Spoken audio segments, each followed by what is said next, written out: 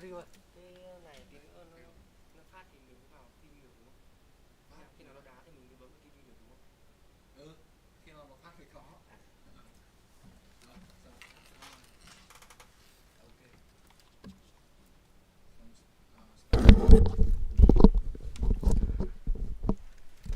Xem nào, ok. Ok anh em chuẩn bị đón trận Man City với lại Crystal Palace nhá. Có anh em nào có vào mã kèo nào thì comment lên đây.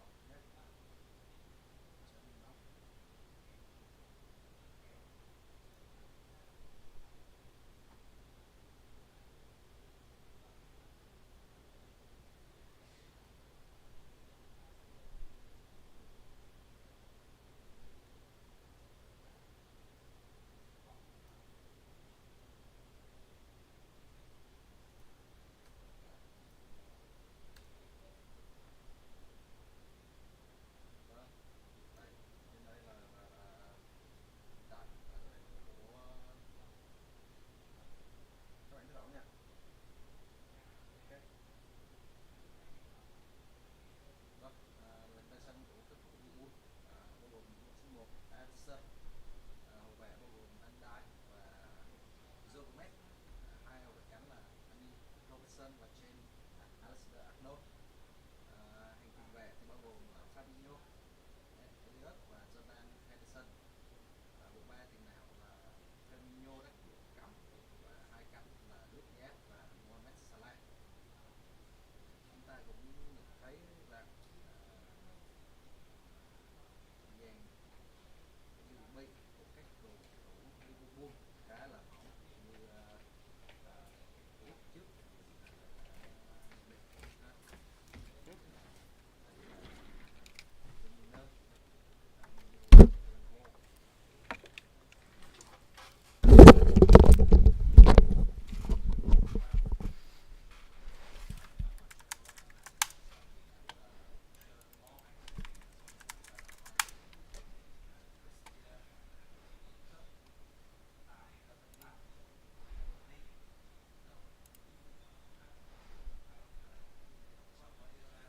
Gì đây?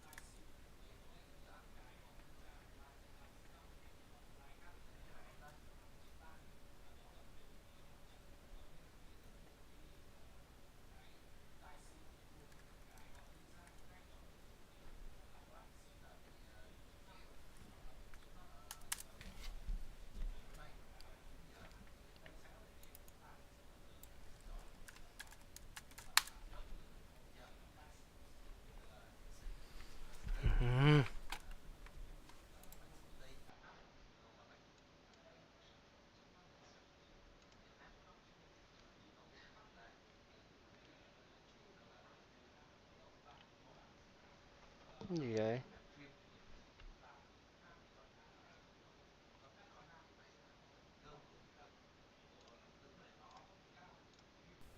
Is it true that data analysts earn from 60,000 pesos per month?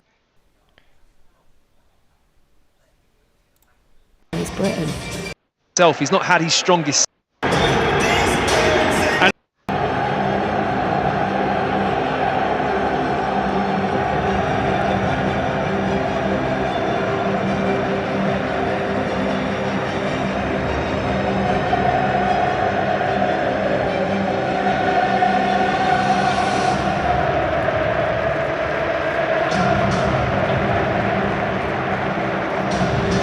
Hello and welcome to our live coverage of the Carabao Cup final of 2021 from sunny Wembley Stadium.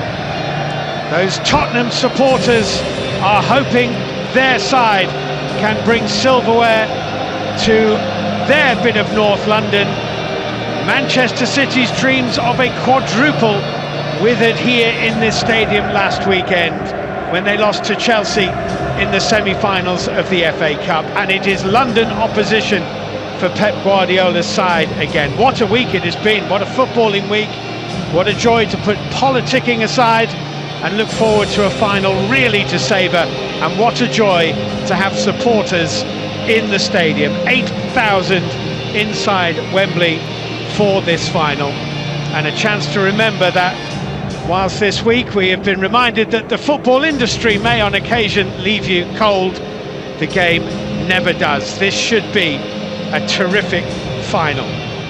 Well, for 2 years, of course, Tottenham and their supporters called Wembley home when their new stadium was being completed, but it's their first final under the famous arch since losing in this competition 6 years ago to Chelsea, and they are managed today by 29-year-old Ryan Mason, appointed as interim manager only on Monday after Spurs sacked Jose Mourinho. Mason is, by a distance, the youngest man ever to take charge of a Premier League side, and if they win, he will be bringing home Spurs' first silverware in 13 years.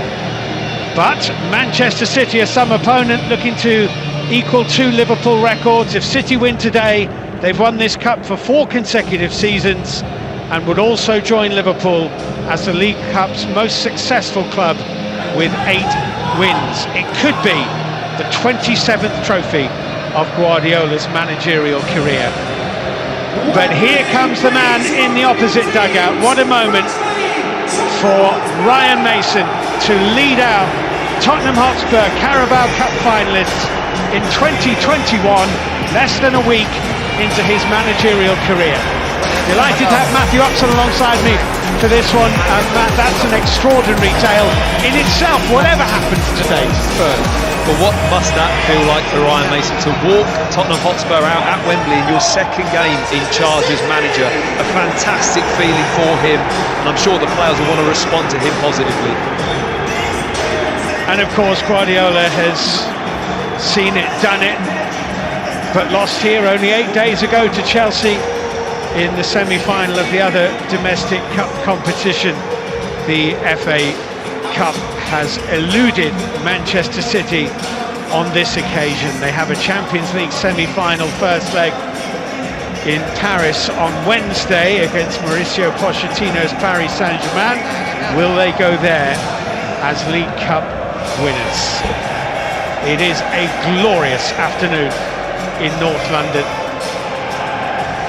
and a terrific final ahead to look forward to. And it is great, Matt, isn't it? Only 8,000 in a stadium which hosts 85,000. We'll come back to that because, of always, before an occasion like this, it is time for the national anthem, which is performed today by the NHS choir, as we remember the incredible work done by them over the last 12 months. Đã có bàn thắng dành cho đội chủ nhà. Anh em nào đánh ba tài không? Anh em nào đánh ba tài hay là đánh rung trận này thì cứ comment cho mình để mình sẽ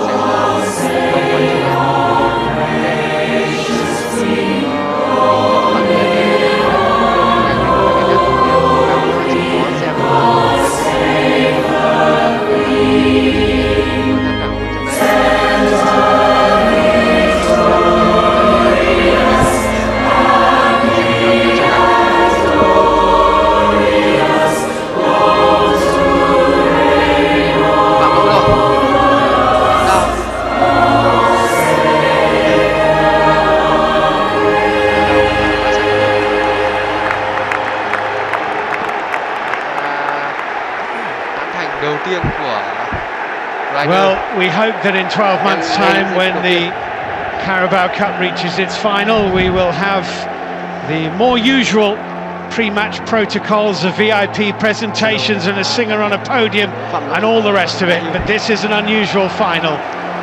Never before have we had a 29-year-old in charge of one of the sides. So, Pep Guardiola makes 8 changes at Wembley last weekend and lost today. He makes 6 changes from the side which won in midweek at Aston Villa. This is how they shape up. But Kevin De Bruyne, Mahrez and Foden all in form, all start. Fernandinho starts. He's won this competition 5 times, Fernandinho. Không dành cho Crystal Palace anh em ơi. Well, Ryan Mason won on his senior managerial debut on Wednesday against Southampton. Today he makes 2 changes. This is the Tottenham lineup, and the big news is that Harry Kane is fit after an ankle issue. He comes in. Gareth Bale drops to the substitutes bench, and the other change is that Harry Winks replaces Tongi and Ndombele. Well, Matt Upson, it's still an unusual occasion, but we're getting back to some kind of normality. And of course, there's nothing more normal than seeing Manchester City in the final of the Carabao Cup. Well, Fernandinho must put it on his calendar every year, the amount of times he's involved in this cup final. And looking at their team, they want to win this, don't they? They've gone strong, they've gone big. Pep Guardiola will not want to lose here again, the second weekend in a row, and I'm sure that's his intent today. Well, Ryan Mason quietly taking it all in. He is the interim manager until the end of the season, and there is still so much to play for Spurs. Not only could they lift today their first silverware since he was 16 years old, but they could still, of course, qualify for next season's Champions League. We shall see. There is a lot on Ryan Mason's to-do list, and his, as always. I just wonder whether that semi-final defeat to Chelsea in the FA Cup 8 days ago has influenced Pep Guardiola's team selection today. It's a stronger side for the final today than many expected, and a little tougher the cheeks from Guardiola as the two sides change ends after our referee Paul Tierney had conducted the coin toss. And Manchester City are wearing their home strip of the sky blue shirts, white shorts and sky blue socks, and Tottenham Hotspur in this change strip of a deep green with orange flashes. 61 years old, this competition. Manchester City have won it 7 times. Tottenham Hotspur have won it 4 times. Who will win it today? Paul Tierney, the referee, will get us underway, and of course when he does, the message will resound again from English football that there is no room for discrimination of any kind in our game. That is the hope. Unfortunately, recent events have shown that there is still work to be done before that task is complete. The 2021 Carabao Cup final under sunny North London Wembley skies, with 8,000 supporters in the ground, with Manchester City's trophy hunt continuing against Tottenham Hotspur. The players of both sides taking the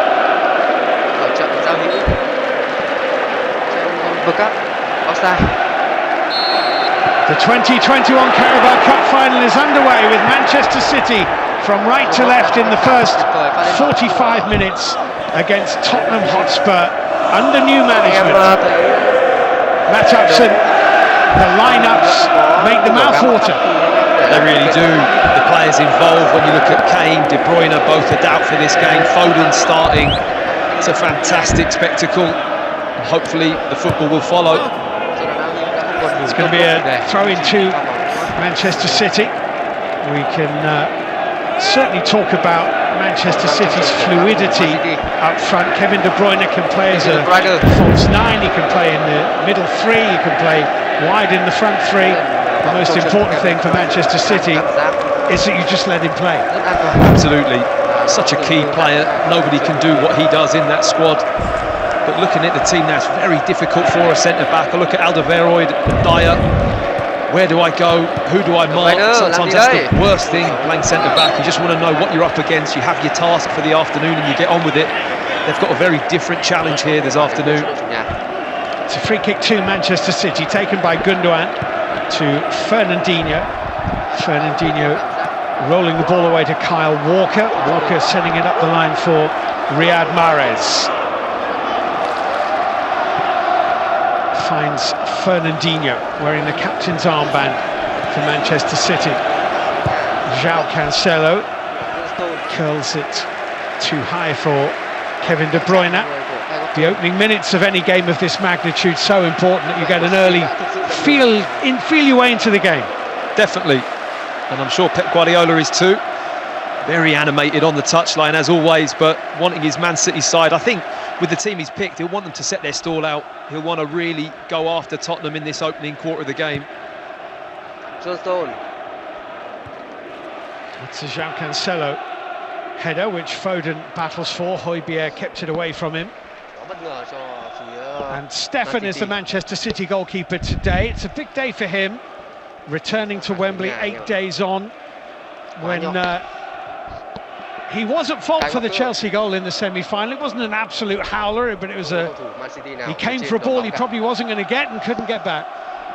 No, it's a mistake he wouldn't have wanted to make. He's done well to keep the jersey, but he's just in that little patch of sunshine as well on the pitch. He's got the sun in his eyes for the whole of the first half at least. Lucas Moura just beaten to it as Aymeric Laporte spins it forward. Toby Alderweireld away, and that's going to be a goal kick to Tottenham Hotspur. Well, they do have this Champions League semi-final in midweek, but Pep Guardiola and Manchester City have always taken this competition very, very seriously, and Kevin De Bruyne starting the game is a signal of intent.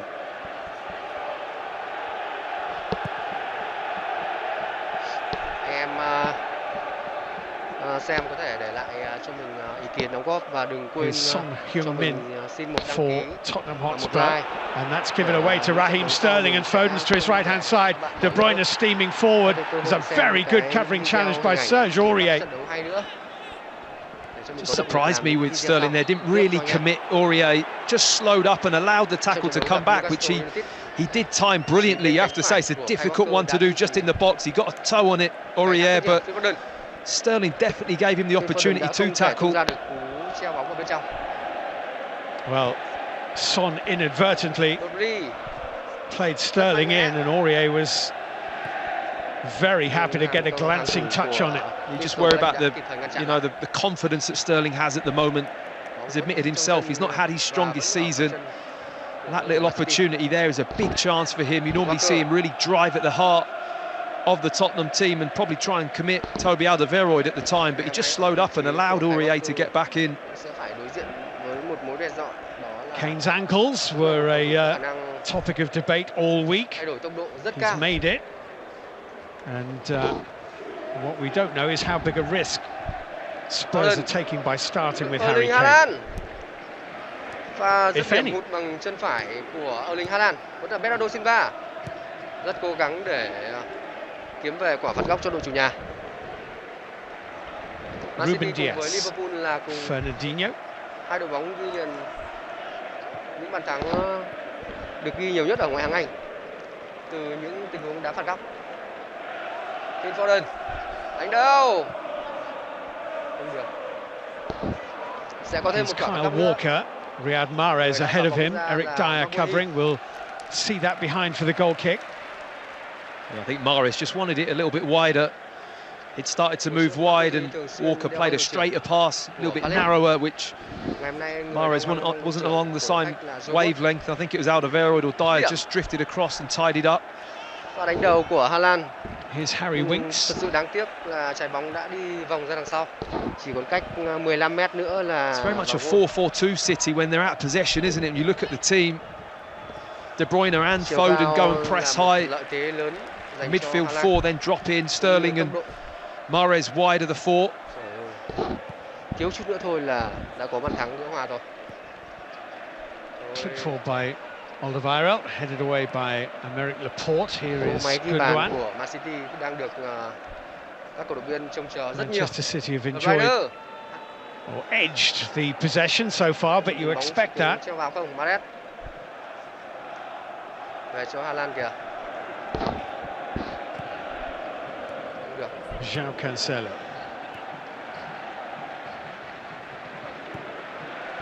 Tình huống ném biên cho Palace. Nice little turn away from Højbjerg, playing in Raheem Sterling, getting in behind Aurier. Great feet from Sterling. Tries to take on Aurier again, and it just flicked off Việc bất bại trước Foden Manchester and City ở wide mùa giải năm ngoái. as là Raheem động lực. Sterling twisted the Spurs defender this way and that. Một It's sự just a tin little rất lớn. sample, isn't it, of the movement. Aurier just loses that run off Sterling. It's a brilliantly timed run. Lovely play from Cancelo. Hồi trước thì Brilliant Palace chop, as we know Sterling does, but he had a little ngoại split hạng second khiến cho there Man City không thể ghi just to bàn. cut it back. I think it was Gundogan just arriving on the edge of the 18-yard box. He opted to keep it. Perhaps that was the right choice because Højbjerg had dropped into a really good position, but Treo bóng lên. such sharp play from Manchester City in those wide areas. Trời ơi. Sẽ không có penalty. Strong challenge from João Cancelo. Không phải là một pha And here's Foden charging it down from Alderweireld. của đội khách. De Bruyne, Mahrez, Sterling charging forward. Với cái nhịp độ trận đấu như thế này thì tôi đoán là trời ơi. Fernandinho clipped delicately back into Foden. This is dropping to Đoán là Riyad Man City Mahrez. sẽ sớm có bàn gỡ hòa mà thôi. Walker, Mahrez, Man City vẫn đang cố gắng tạo ra sức ép. Sterling. Goal kick. Mahrez. Manchester City beginning to flex their muscles. Treo bóng vào. There's a clash of heads with Sterling. Lần này thì Alderweireld, but tới đầu Foden của Haaland. so sharp. He's in great form at the moment, Phil Foden. Lovely piece of play, gets his head up, plays it simple in the end, but then drifts one into the back post. It's good defending from Toby Alderweireld. Lovely run, lovely cross.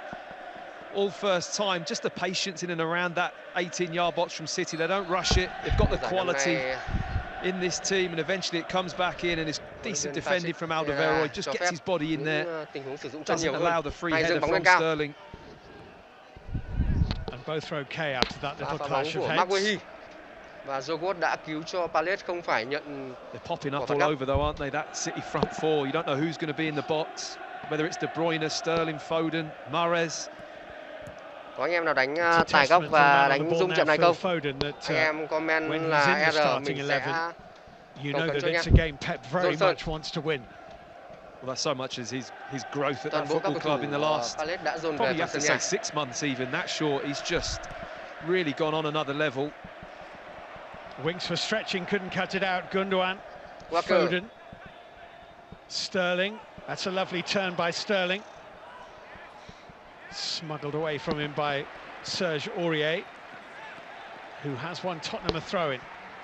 Hàng thủ của Palace The đang tide is beginning dâng to cao flow lên in để bẫy City's Việt favour in this final.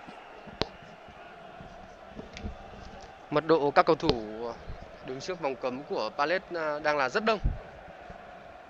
He's Kyle Walker. 2 or 3 years Làm gì younger đây? than some of his players, Ryan Mason. Rodri. Kyle Walker. Didn't Mahrez. look best pleased, Ryan Mason, at the moment. I'm not sure about Tottenham's start. It's been a little bit standoffish. I think if you allow the amount of time and space that Manchester City have had, they're going to exploit it. Phil Foden. Got some outstanding players in the team, such creativity. I think he'll be wanting his players to get a little bit more on the front foot. Foden. Làm gì đây? Cancelo. Treo bóng vào đi. Fernandinho. Pha treo bóng hơi sâu. Mahrez. Test for Rất nguy hiểm. Reguilon as Riyad Đã có Mahrez lỗi của controls, and that's a good strong challenge by Reguilon. He's claiming it should be a goal kick, but it's not. It's a corner to Manchester City. Với những đội hình phòng ngự lùi sâu của đối phương, Manchester City luôn biết cách đánh lạc hướng hàng phòng ngự của đối thủ. Nay super shopping day na. Mahrez hay Gusto mo Foden ba manalo luôn ng sẽ up to là 1 million điểm đến pesos? Abangan của sa đường TV chuyền đảo at cánh. Shopee Live ang Shop and Win at Shopee Shake for a chance to win exciting cash prizes.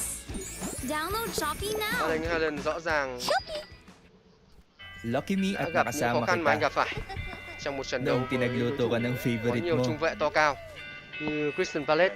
nung ginabi ka o nung nag-review ka hanggang umaga Haaland luôn nổi tiếng là có cầu noong thủ first hanggang last interview có mo tâm lý rất ổn, anh không nung hề e ngại trước kinailangan bất kỳ đối thủ nào. ng comfort ng puso mo Lucky me is safe. at ngayong narinig mo ang totoo sana ako pa rin ang pipiliin mong makasama. Ruben Dias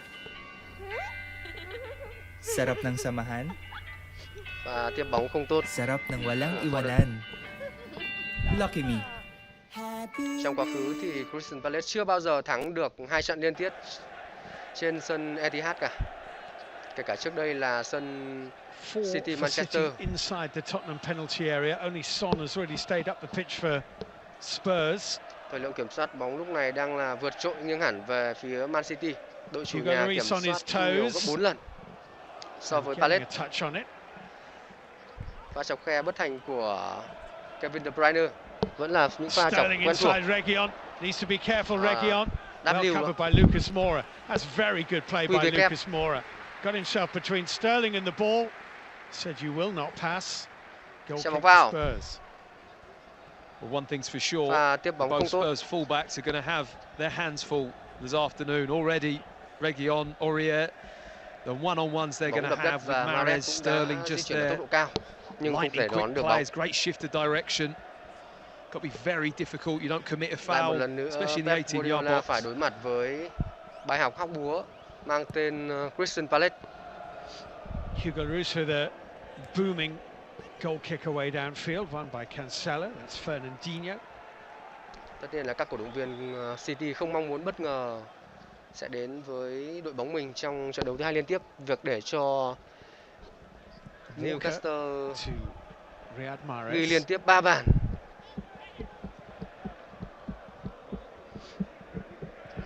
Southampton. Ngày hôm nay nếu như đánh bại được Crystal Palace thì Manchester City sẽ tạm thời vươn lên vị trí dẫn đầu tại ngoại hạng Anh trước khi Arsenal thi đấu. Kevin De Bruyne. Kyle Walker is like a steam train, isn't he? Running on the inside this time, doesn't go around the ball. Pha phạm lỗi poses a different question, just allows that little run. Cho Cancelo. The ball through to De Bruyne. Như là đập mồm ở đâu rồi. Just a bit too much pace on it. Cancelo đang bị đau. Hành động không đẹp của Jordan Ayew. Có lẽ cũng là để trả đũa cho pha phạm lỗi trước đó của Cancelo ở đầu trận. Rất may cho cầu thủ Canada là không có án phạt nào dành cho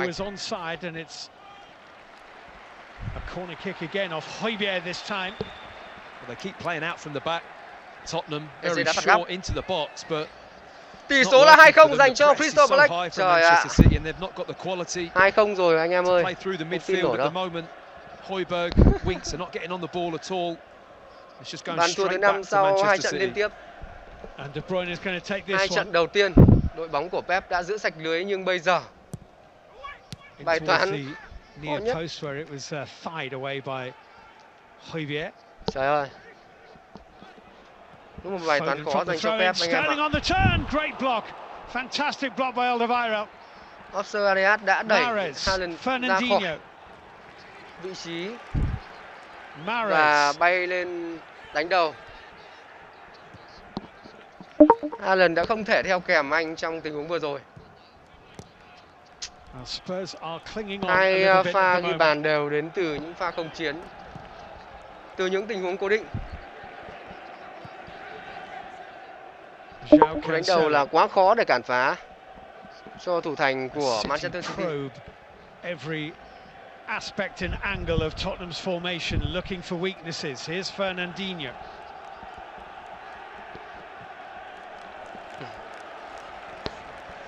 Mahrez.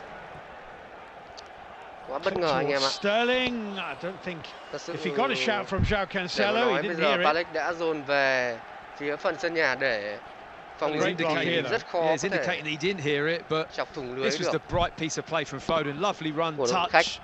And that's Eric Dyer just staying big. Cổ động viên Gets của his Man hands City behind his back, which you have cực to sốc. do nowadays if that ball can flick up with your arms in an unusual position. But really good block from Dyer. Very important. Cho đội important. bắn than anh em ạ. Yeah, it was Eric Dyer, not Alderweireld. Alderweireld, the Belgian, kind of lunged at it, but it was Dyer who actually blocked it. So quick, wasn't it? The Cho nên tiền đạo người Na Uy đã không tận dụng thành công. Lovely move, quick throw in down the side. Really typifies how Manchester City have started this match. City enjoying almost 3/4 of the possession so far in the first 15 minutes of the game. Đã có 3 cơ hội để control. Haaland dứt điểm Must have been the first touch in their half by a Tottenham player for some time, and And it was just one touch from Son. Nhưng chưa lần nào Really struggling to get to grips Haaland with đưa the trái bóng quality đi trúng mục tiêu. Manchester City is showing at the moment. Bernardo Silva vừa bị phạm lỗi và va chạm với Hasedoat. Walker. Foden turning away from Lo Celso and is taken out by Reguilon. Looks like on this occasion the Spurs left back is going to avoid a yellow card. I Liên don't tục think he'd trong get away with it những twice. tuần gần đây, He doesn't need a yellow card this early in the game phải either. nhận những tin đồn sẽ Done chuyển well to sang get away Barcelona. without a yellow. It's a very cynical foul. Lovely Nhưng ngay shift trước of khi body trận đấu weight này, initially from vòng đấu Foden này diễn ra, to go past Lo Pep Celso. Guardiola đã trả lời phỏng vấn And that for me, rằng he's Bernardo done Silva very sẽ well, không đi đâu cả. Reguilon, just to get a ticking off. City free kick. Wait for the Đường whistle. chuyền của says Walker. referee Paul PSG đã cắt được Tierney. bóng. Eduard 20 years old.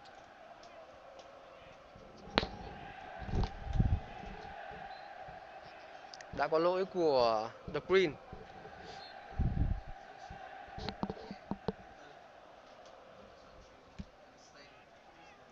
It's going to be Kevin De Bruyne to deliver. Nice little touch from Lo Celso into Son Heung-min. Here's Giovanni Lo Celso. It's a free kick to Đường Tottenham chuyền của Hotspur. Cancelo, The foul by the former Tottenham Maguire man, và Kyle Walker. Van der Sen vẫn đang chơi hết sức hiệu quả. Eduard đã rơi vào vị trí việt vị. That was lovely, actually. The Tottenham fans who were over on that side of the ground, to the right of the players' tunnel as we look at it, as Kyle Walker fouled his man there, all got to their feet. Đội bóng có and thành gave tích sân him nhà some ấn tượng nhất right châu Âu stick mùa as giải one năm of their ngoái old players. với 18 điểm Missed that. là Manchester The City. players have missed it. I'm sure they've really Đang bị missed dẫn getting a bit trước of stick đến from 2 the bàn. supporters every now and then. Và lại là 2 bàn từ những pha I bóng think chết, there are some players whose những tình huống mà Man City performance levels have gone xử up lý tốt without nhất fans, trong and mùa giải năm some ngoái. players who it's gone the other way. For sure. Foden bị phạm lỗi rồi. Một cự ly tương đối thuận lợi cho những cầu thủ có tài năng sút phạt tốt bên phía Man City. Well, it's no bad thing for Spurs to get a feel of the football because they've not had a lot of it over the last 6, 7, 8 minutes. Just look at the pressure, though, from Manchester City. Tottenham are going to have to play really well, which they have done there, really drawn them in and found the pass. They have, and Reguilon comes forward and finds Harry Kane. Đã là phút thứ Winks 26 spins rồi it away to Serge mà Aurier. 2-0 And dành cho Aurier đội has khách thì options in the box. It's a great ball as well, which đứng trước was bóng là headed behind for a Spurs Kevin De corner by Bruyne Ruben Diaz. And that's the noise of và Tottenham Hotspur fans you can hear. Well, it's just great to hear the fans at the right moment Riyad Mahrez. in this game. You know, the sự tập trung anticipation được you dồn get vào when there's a Erling good Haaland. passage of Mahrez play, đá phạt and they know rất the nguy ball's hiểm. going to get delivered. Người đã băng The vào atmosphere just tiếp kicks cận on a với trái little bóng bit, gần nhất and Aurier certainly là delivered Rodri. that cross. It was a lovely ball into the box. So Tottenham's first corner kick of the game. 19 minutes Hai played cầu thủ áo of xanh the đã việt vị. final. First chance for Rodrigo Spurs to get real bodies inside that City penalty area. Harry Kane is there. Moura is there. Højbjerg is there. ở bên It's phía trận đấu của Liverpool thì Liverpool cũng đã có đến 3 bàn, retrieved by Giovanni Lo Celso. một pha sút xa. Winks looking for the angle. Here's Son. And Alderweireld's shot wasn't particularly sweetly struck. And Stefan correctly judged it was headed Eduard. wide. Pha dâng There's a cao bit of time của and space Patrick for him. Petro. You can see why he gets his head Eduard up đã there. vượt qua được Mahrez, chọc khe cho Fancied him to score. tóc dài. Vẫn là Eze. Sút xa. But that's what Spurs need. Trời Just a ơi. little bit of possession, bit of play at the other end of the pitch, half a sight of City's goal, and now the game resets into its pretty much default còi đã cất lên position, rồi. which is Spurs defending, City attacking. Trọng tài vừa thổi phạt Jordan Ayew.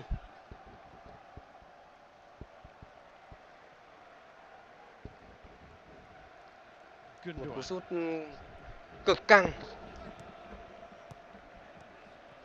Mason Eduard là những người đã chủ động ngăn cản tình huống đưa bóng vào trung lộ của Ruben Diaz. vẫn là Ayew. Haaland.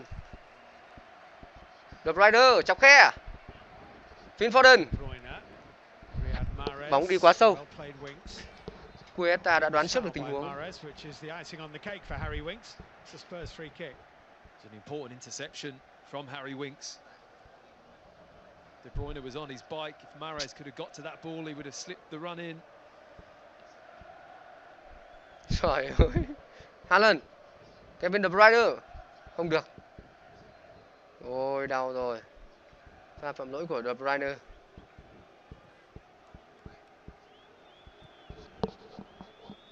Dường như anh cũng đã biết được rằng cầu thủ không có va chạm mạnh, cho nên đã chủ động rời đi. Nhưng chúng ta đã biết đá ở cái giải ngoại hạng này rất là căng. Không có chỗ cho các cầu thủ châu Á bé con như Quang Hải.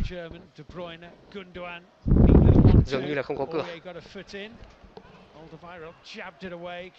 Chân tay mà lỏng lẻo vào đây chỉ có rời ra thôi.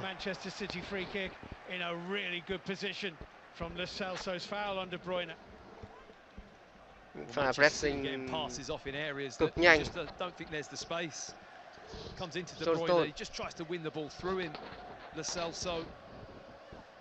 De Bruyne đã ra bên phải. Không được. Bóng không đến được vị trí của Bernardo Silva. Eze. Số 10 là Eze. Bruyne đã phạm lỗi. Khả năng sẽ ăn một thẻ vàng. Không có chiếc thẻ nào được rút ra.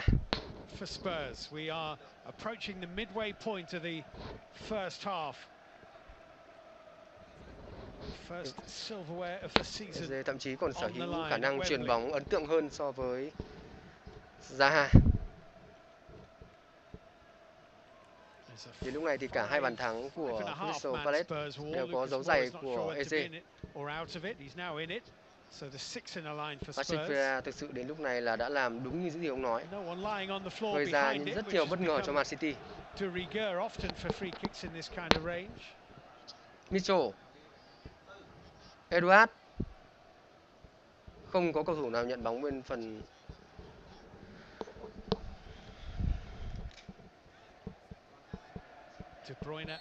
Edouard đã chuyển đến Crystal Palace từ câu lạc bộ Celtic ở mùa giải năm ngoái, và ngay khi cập bến thì ở pha chạm bóng đầu tiên anh đã ghi bàn. Đó cũng là trận đấu diễn ra vào vòng 4 của Ngoại hạng Anh mùa trước. Trận đấu mà Palace đã đại thắng Tottenham Hotspur với tỷ số là 3-0. The ball was straight off the deflection from the wall, wasn't it? I don't think it had another touch before it went out. No, true. Yeah. Reguilón was too slow in making his mind up about what he wanted to do with the ball. I think it's just more of like a lack of options, really, isn't it? Because Spurs are defending so much.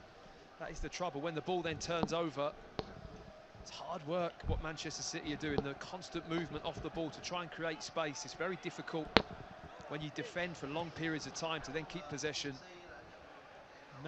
Silva, vẫn là Bernardo Silva, rất hay, cơ hội, vẫn không được.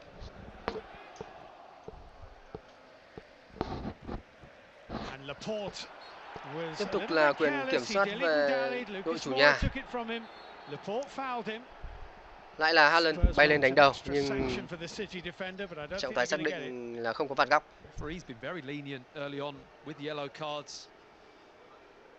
That is a foul from Laporte, which it clearly is. It was very sloppy play with him on the ball. I can totally see why Harry Kane and Lucas Moura are speaking to the referee. I mean, there wasn't that much contact, but it's seen as a foul. Đến ngày hôm nay rõ ràng là Haaland đã vấp phải sự truy cản rất mãnh liệt đến từ bộ ba trung vệ của Crystal Palace. Mạng hơi giật lag anh em ạ. Of where the Reguilón foul that happened about 5 minutes ago, and I think he was just saying to the Spurs players, look, I didn't book your fella, I'm not going to book theirs. Mạng hơi giật lag anh em ơi. Don't think it works like that anymore. Used to work like that. Rất có thể là thay cho Jurgen Klopp tìm được chiến thắng đầu tiên tại giải Ngoại hạng Anh mùa này. Rodri, họ đã có 3-0 cho mình. De Bruyne, đường chuyền bằng má ngoài. Haaland đã cao chân. Lỗi cao chân của Holland. Chạm vào chân nhưng lại ôm đầu. Rất là hài. Madison là người đã gây ra rất nhiều khó khăn cho câu lạc bộ Liverpool. Và cụ thể mạng giật lag anh em ơi. Đúng là Holland đã đạp vào đầu của trung vệ phía Crystal Palace. Mạng giật quá. Holland đang thực sự khiến cho Madison gặp phải một vết đau không đơn giản. Đó là những chiếc đinh dày đã găm vào đầu. Tôi nghĩ là không nhẹ đâu.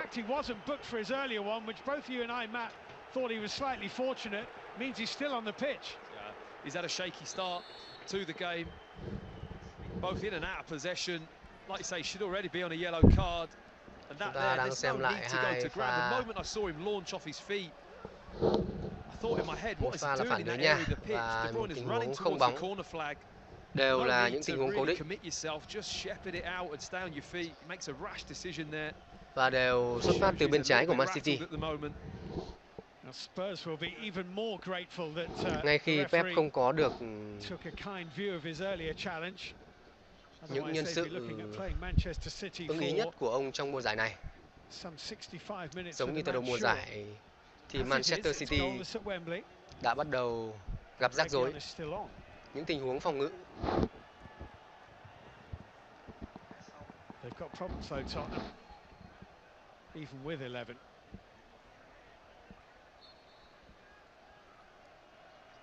Kyle Walker là người đã bị động trước, sau đó kéo theo.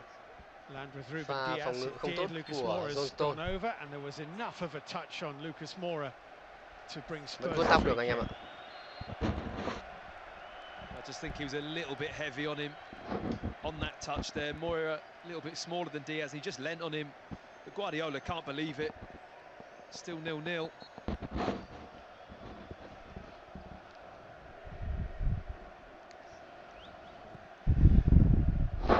Not looking too impressed. Guardiola. Jackie Madison đã có thể trở lại thi đấu. Celso forward to Lucas Moura. Here's Højbjerg. Now Son. Barely seen the ball. Son Heung-min he has now. Andersen. Sergio Reguilon with the overlap. Guetta. Deflected by Walker to Fernandinho. Rất chính xác. Fed into the run of Kevin De Bruyne. There's danger. Rodri đã cắt được bóng. It's Phil Foden for Manchester City. Diaz. Ngay lập tức các thủ Palace lại lùi về phần sân nhà. Rodri. Không dễ để chuyền bóng lên phía trên. Mahrez. Không được. Sự xuất hiện đúng lúc của Andersen đã ngăn trái bóng đến vị trí của Foden. Man City rất cần một bàn gỡ ngay trong hiệp 1 này. Mahrez.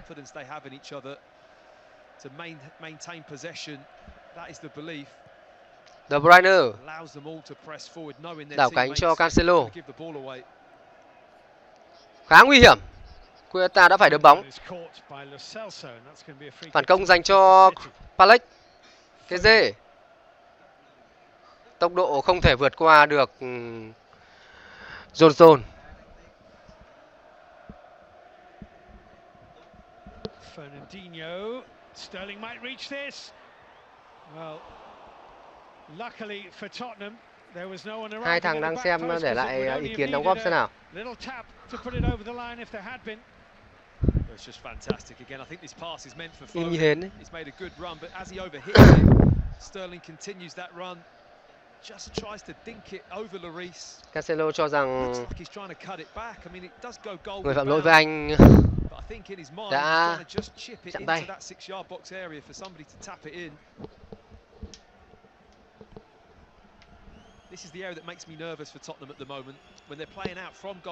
Palace đã dồn về phần sân nhà rất sâu, bảo vệ thành quả của mình. Đường chuyền dài của Andersen không dành cho ai cả. Không có ai đón bóng ở phía trên. Man City rất cần một bàn gỡ hòa, một bàn gỡ ở hiệp 1 này. Ngày hôm nay thì họ đã thủng lưới đến 2 lần và chưa tạo ra được một pha dứt điểm trúng đích nào thực sự nguy hiểm. Advocates pleading the case on his behalf as well. We shall see. I think Paul Tierney's just saying, I don't care, it's from.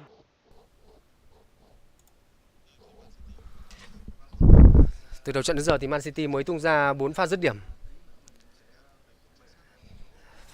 Từ Holland tất cả những pha đều không chuẩn xác.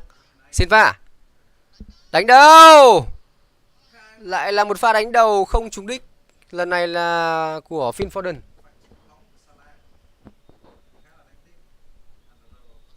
Man City cần phải đưa được trái bóng xuống đáy nhiều hơn. Quả tạt bằng chân phải của Bernardo Silva.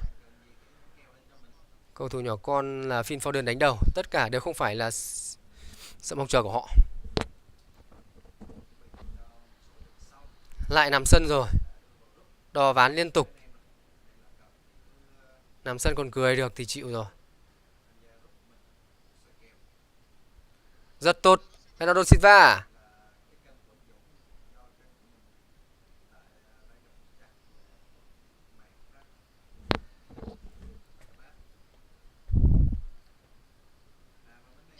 Johnston.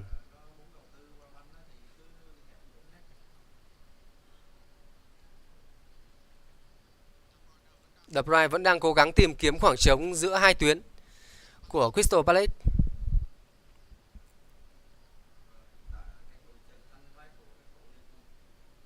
Walker. Mahrez.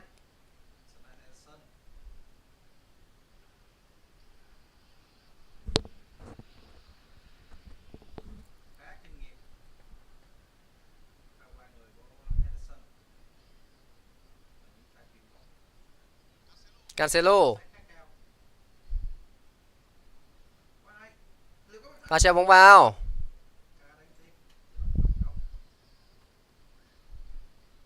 Bernardo và De Bruyne đang hoán đổi vị trí cho nhau.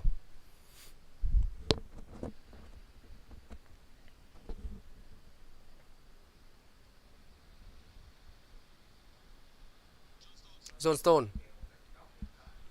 De Bruyne. Mahrez. Không thể vượt qua được Guhi. Bóng vẫn trong chân của các cầu thủ Man City. Vẫn tiếp tục là Guhi cản bóng.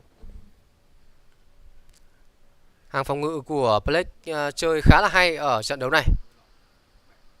Diaz.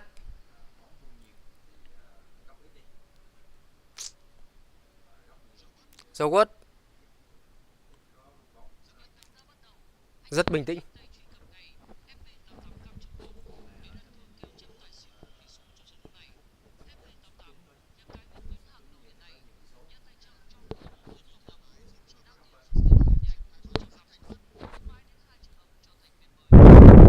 Eduard. Tôi nghĩ loanh quanh khéo lại 3-0 cho Palace cũng nên. Johnston lại có một tình huống lùi về rất tốt. Walker.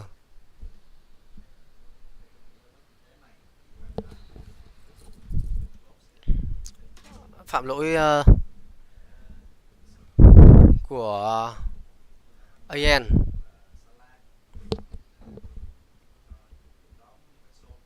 Đường chuyền của Rodri. Nhịp độ chuyền bóng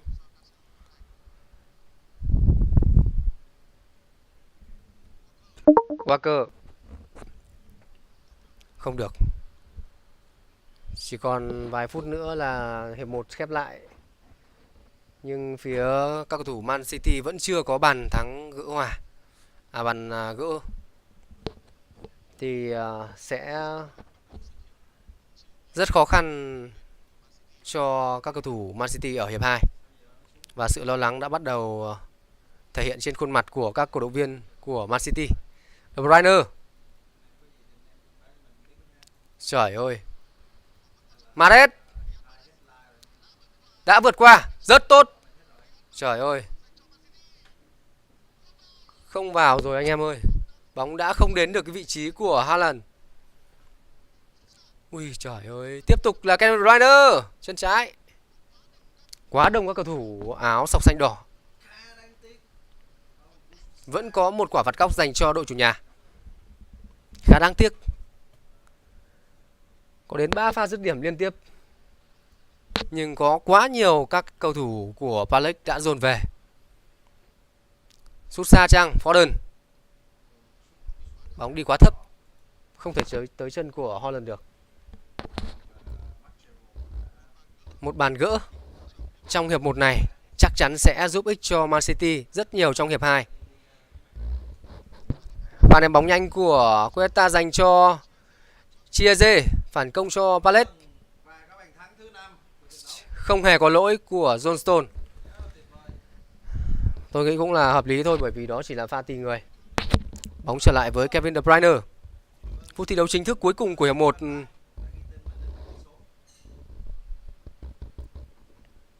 Johnston, Mahrez, Bernardo Silva.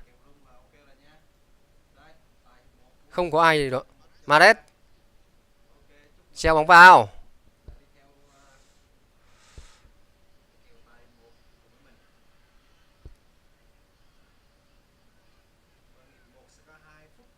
Nếu ở phút giây cuối cùng này mà Man City có được một bàn gỡ thì hiệp 2 sẽ rất nhàn.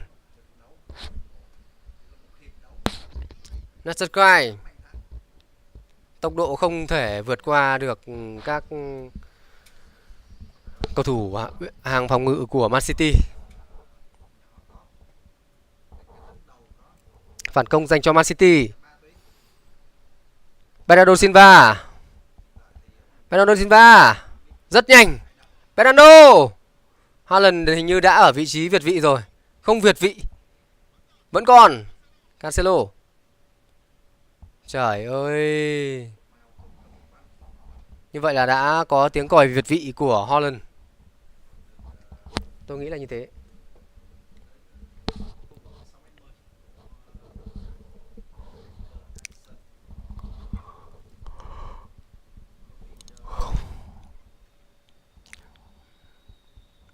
Tốc độ rất nhanh.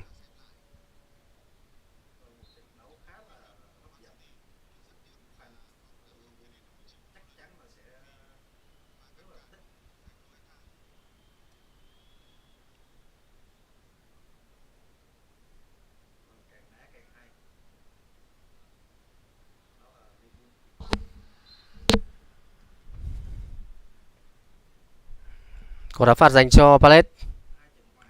Có 4 phút bù giờ ở hiệp 1. Như vậy là vẫn còn cơ hội gỡ một bàn thắng dành cho các cầu thủ Man City.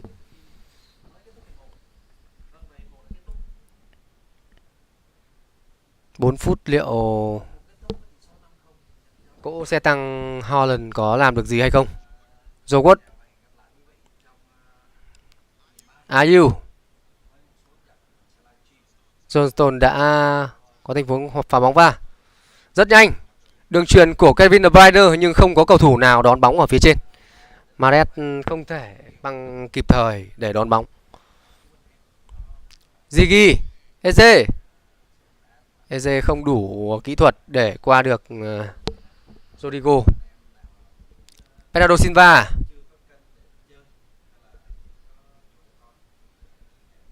Vẫn còn 2 phút nữa. 2 phút đủ để có một bàn gỡ.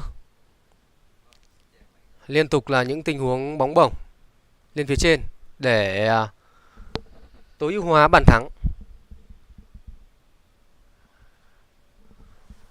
Huấn luyện viên Pep Guardiola muốn trái bóng đến càng nhanh với khung thành của Palace càng sớm càng tốt. Vẫn pha đeo bám rất sát của Pitchell.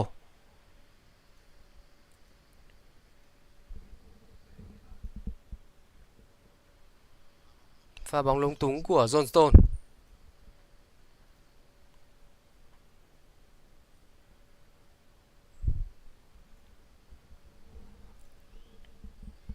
Kevin De Bruyne sút xa, treo bóng vào đi. Haaland, ui, quá sâu. Đường chuyền chọc vào cho Haaland là quá sâu.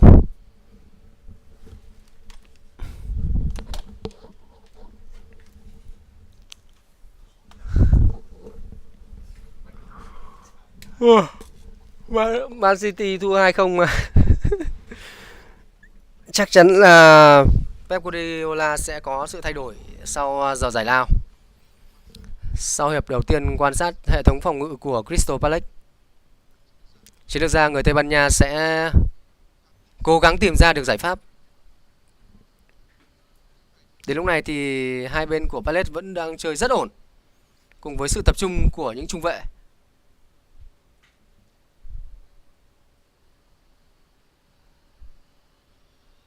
Đường chuyền của De Bruyne, vẫn là sự chắc chắn của Cueta. Hiệp 1 đã khép lại.